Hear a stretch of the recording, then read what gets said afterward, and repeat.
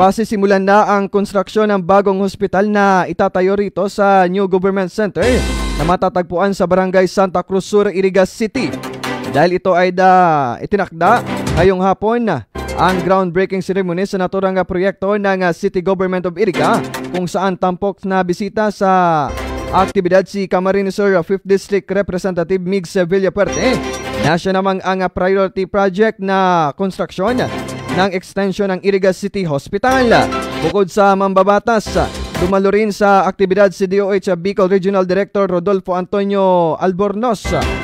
Inaasahan naman na libo-libong Irigenyo ang makikinabang sa proyektong ito ng City Government of Iriga sa pakikipagtulungan ng opisina ni Kong Migs Villafuerte.